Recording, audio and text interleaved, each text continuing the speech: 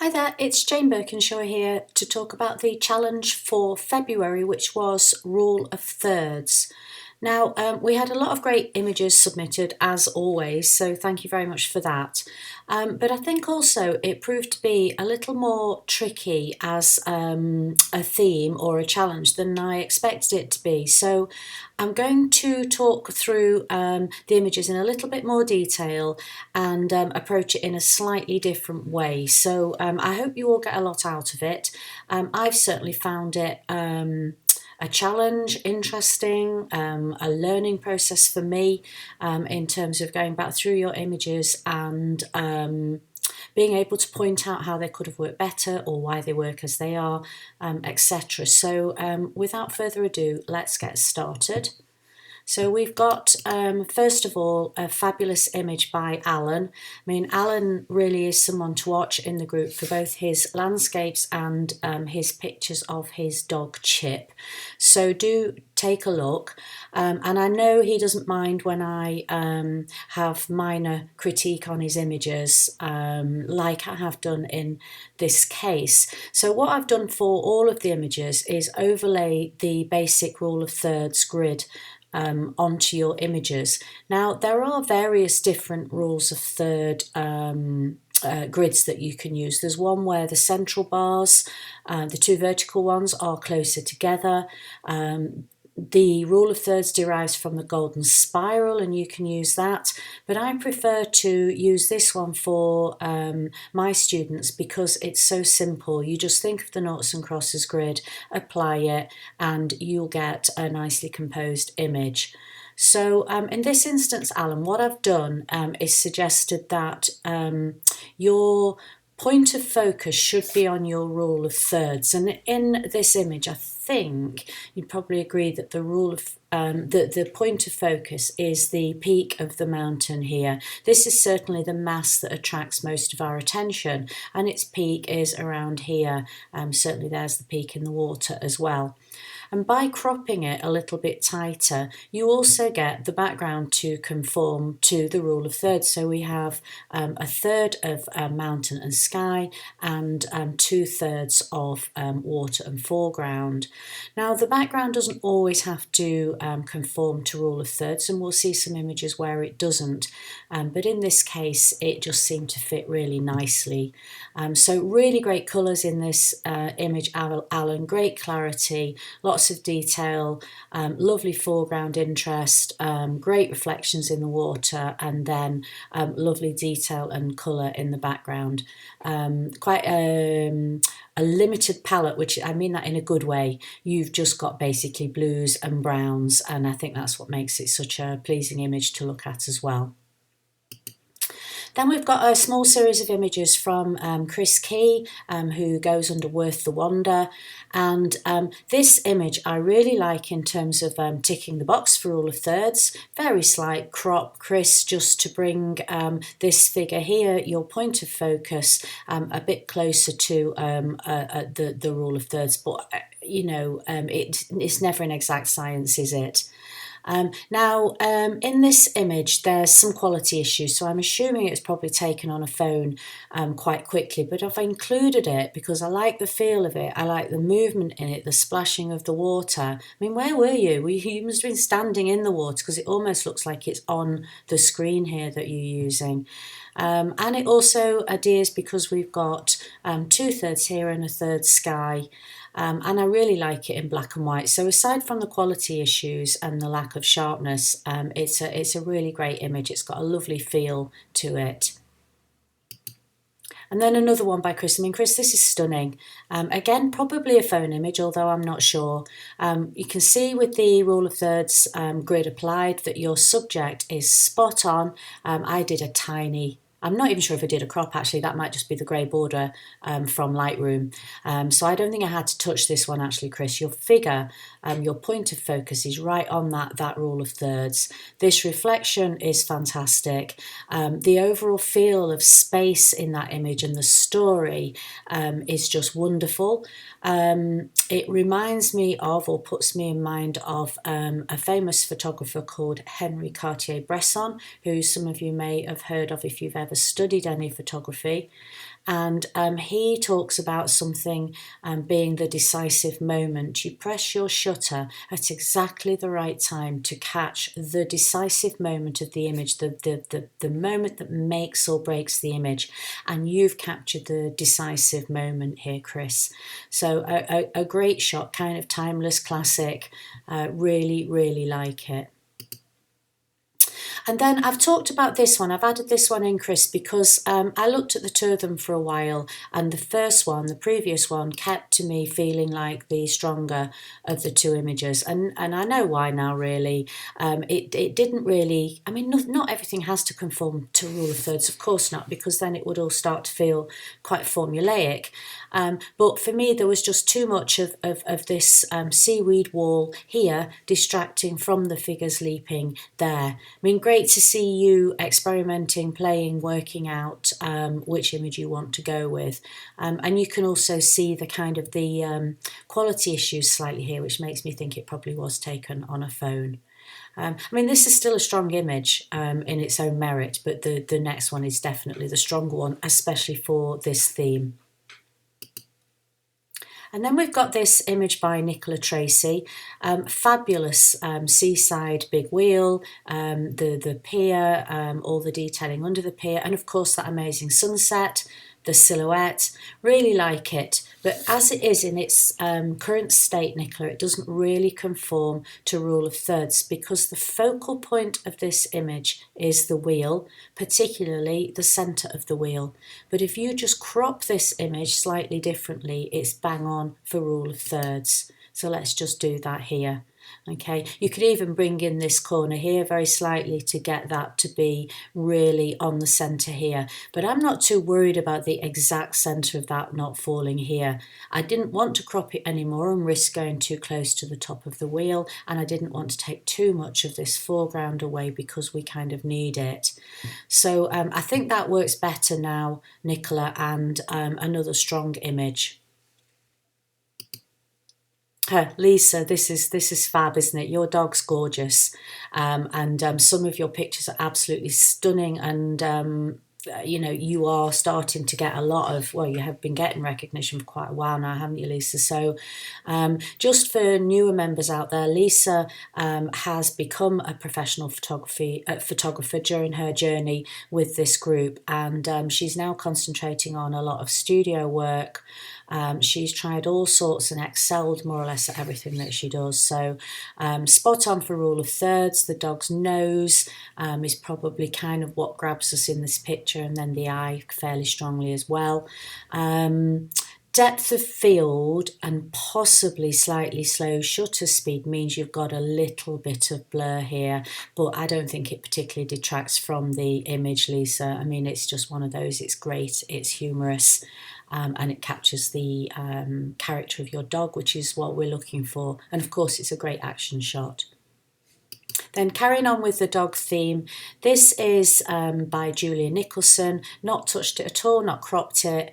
And Julia works with rescue dogs and tries to get them rehomed by improving the photography that the charity does. So really great, worthy cause. And I know she's very, very passionate about it, falls in love with all of the dogs.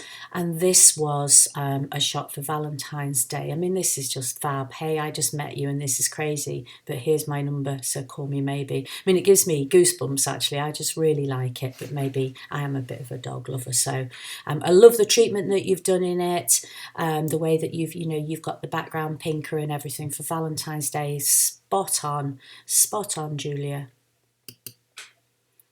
Then another great shot. I mean, gosh, aren't we kind of overwhelmed with fantastic photographers submitting for this theme?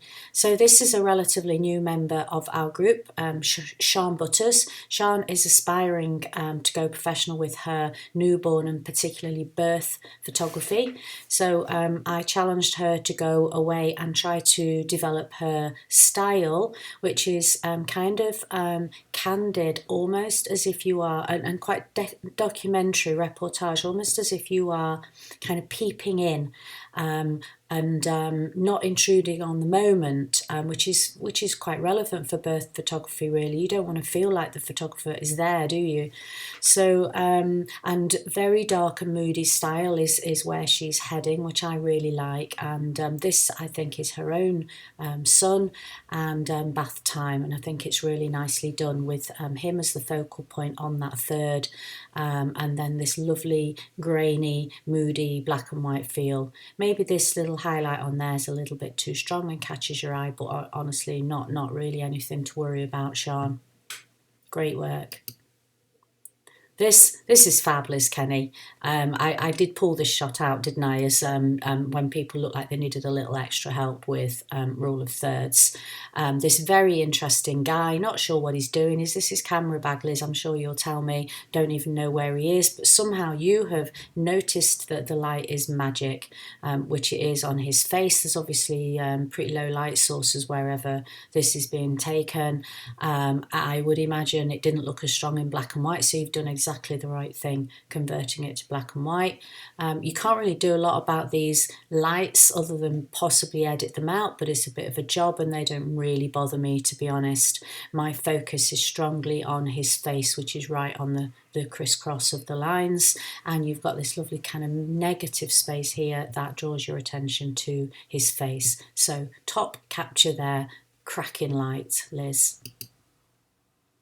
And then Janet Pope. Janet, I really like this image. It's obviously shot quickly with a phone through a window, but when we apply the rule of thirds grid in a second, you'll see that it's absolutely spot on. I like the story that's being told here, the joy, the laughter in this man's face, the concentration in this guy's face, and then if we just click quickly across to what I've just taken a look at with this Liz, I hope you don't mind, just had a little look at what it would look like in black and white, and if it was cropped a little bit differently, get rid of the distracting light at the top here and just crop in a little bit tighter. I don't have a preference for black and white particularly. What I do love is the focal point, which is exactly on the intersection of the thirds. This drink just happens to be lit by a spot from above, doesn't it? So it glows, whether it's in colour or black and white. This is where your eye goes, and it is spot on the third. And then if we have a look at the next shot where we've overlaid the grid, the secondary third here is the phone, which is taking a picture of that. You've got all this kind of local detail telling you that you are probably abroad. So there's a lovely story there. Great light, great characters, really nice capture with a tiny bit of improvement, but very little, Liz. I didn't have to do a lot to it at all. Sorry, Janet. I hope I haven't said Liz lots of times for this one. Janet Pope, well done. Then we've got this corker from Emma Hayes. Emma is also in the situation of semi-professional where she shoots. I think she's got a day job that she I think you enjoy it, Emma, don't you? I'm not sure sometimes. Anyway, let's talk about that and more on your shoots that you are doing paid. We're working with lots of families, and I just love this. There's a fab story to it, isn't there? It's not just a picture, a snapshot of a cute little girl. It is telling the story of how much she is enjoying looking at the snowdrops. Don't even really need to see her face, that's not important. It's just lovely. She's spot on the rule of thirds, the light's fantastic, all the details lovely, her muddy knees, yeah, really like it, Emma. Not much I would change about that. Even these bits of grass here in this type of woodland scene, we expect there to be bits sticking up here, there and everywhere, so I don't think we need to go to the effort that would be fairly considerable to clone all these bits out. So great shot. Another one of my favourite photographers in the group, and quite popular amongst you all, I think, as well, is Karen. I don't have favourites, by the way. I didn't mean it like that. I suppose it did sound like that. I love seeing everybody's images, but some people have a way with light, a way of telling a story, and Karen Herman Wright certainly has both of those. So we've got this shot here. The focus point is the sun poking out from behind a tree, which is exactly the right way to get the sun when it's still quite bright and a little bit higher in the sky. We've got gorgeous golden light. We've got some bokeh, all these little circles of light here. We've got some repeating patterns, almost like bars in the front here. At the silhouette, so really like it. Just found this a bit distracting, Karen, this big block of black here and then this bit peeping in here, so I would suggest a bit of a crop while still keeping the focal point on the intersection here. So lovely light, nice shot, good shot, thank you. Another interesting one from Liz Kenny. Where do you find these subjects to photograph? This is such a great spot, isn't it? Somebody named what this is and I can't remember now. You'll have to tell me afterwards. But so I've cropped it very slightly to get him a bit more on the thirds. Love it in black and white, the railings and everything. Slightly grainy, slightly weird in quality up here, but it doesn't matter. And then you start to think, well, look at the water droplets dropping off here as well. So yeah, a great study of this statue and really intriguing image actually. Very good. Archimedes, that springs to mind, don't know. Okay, anyway. Chris Brennan, I pulled this shot out as an example of rule of thirds for people, didn't I? A different way to use it. So we've got two focal points here, probably both of about equal weight. One bird doesn't pull your eye more than the other, particularly maybe this one because it's slightly crisper, but really they're both, equal. There's a relationship between them both. They're looking at each other and you've got a diagonal leading from one to the other. So this is a great way to use the rule of thirds, doing this with the image. Background doesn't conform to rule of thirds, doesn't need to. That's what I was saying earlier on, but it's got some great bokeh and lovely colours in it as well, really nice light. So yeah, that was a winner for me, Chris. Then we've got a couple of pictures from another new member, and the difference between this picture and then the next one I'm going to show you of hers is quite stark actually, the choice of subjects. But anyway, we'll get to that.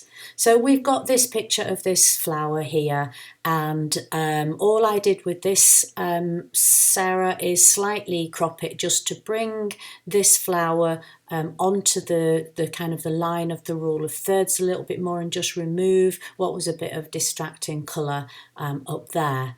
Now, interesting, what I also did is had a quick look at a bit of an edit for you. So let's flip onto this. This is your original, Sarah, and in Lightroom what I've done is just tweaked the exposure, tweaked the contrast, then given it a little bit more definition through a tool called texture, and then the sharpness on it as well. So it's just made it, that feels very slightly flat. This has just kind of crisped it up a little bit. So I hope you don't mind me doing that, and hopefully it's useful for you. Then here we go. This is the same photographer as last time, but what a difference in subjects. I'm glad I don't meet you out walking. I'm not sure what my dogs would make of your snake and taking it out with you and just kind of like lobbing it along a bench. But I think it's fantastic. You've got your rule of thirds here. Your snake's head tongue is on this rule of thirds. It's a really unusual angle, great depth of field, and lovely bokeh in the background. Again, I felt that it needed a little bit of tweaking with the editing. So I'm not sure what you do at the moment, Sarah, with editing. If you're not big into Lightroom or Photoshop or anything, take a look at Snapseed. You'd be able to do the amends that I'm going to show you in a second in that as well. I always see editing as kind of like finishing the job off. It's no form of cheating. It is just enhancing what you've got already. So let's just take a quick look at that. So if you look at the image on the right here, if you look that it's just that bit more contrasty, I've sharpened it again. I tried to bring down the highlights a little bit in this jumper, but I think they're a little bit burnt out. They've just gone a little bit over here and up here. But I really do like that shot, Sarah, so keep them coming. I'm sure we're going to see more of your snake in the future. I hope so anyway, but not in person, not in snake. Okay, my overall winner, I don't think there's going to be any arguments with this really, are there? Amanda Smith, this is absolutely top-notch, top quality image, and I wish I'd taken it myself. Obviously, I think a long exposure picture because of what's going on with the water here. So on a tripod, using a slow shutter speed and doing all sorts of clever things to stop it being overexposed. Not sure if you used any filters or if you just played around with ISO and a higher f number, smaller aperture to restrict the light. Be interesting to know. Your point of focus is the tower, spot on a rule of thirds. Beautiful sense of depth from the diagonal here, the perspective that we've got. Lovely light, fantastic light, it's kind of glowing. Lovely treatment of the colour in this as well, feels kind of I don't think you've pushed it that far actually, really, have you? It probably, because you can see the blues in the sky up here as well, but it's just got a kind of timeless feel to it. You know, these old lamps and everything all suit the colouring. So that is a top image, Amanda. Worthy winner in my eyes. And yeah, I mean, what a fantastic month looking back through all of those images. You know, this group is going from strength to strength. We've got new people coming in who are bringing a completely different perspective and interests and genres to the group. So I think that's fantastic. I find it really exciting, and you know, I'm sure everyone else here does as well. So keep up the good work.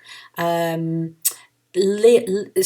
to see some really great images for #move as well. Remember what I said about trying to have more than just the frozen movement in the image suggesting move. Think about other elements, whether it's composition or some kind of other movement, not literal movement, but something that's going on in the image that makes the image feel like it is, that you've really captured a sense of movement. There are a few good images on the that have been submitted already that do that, and I have commented, so go back through and have a look at them.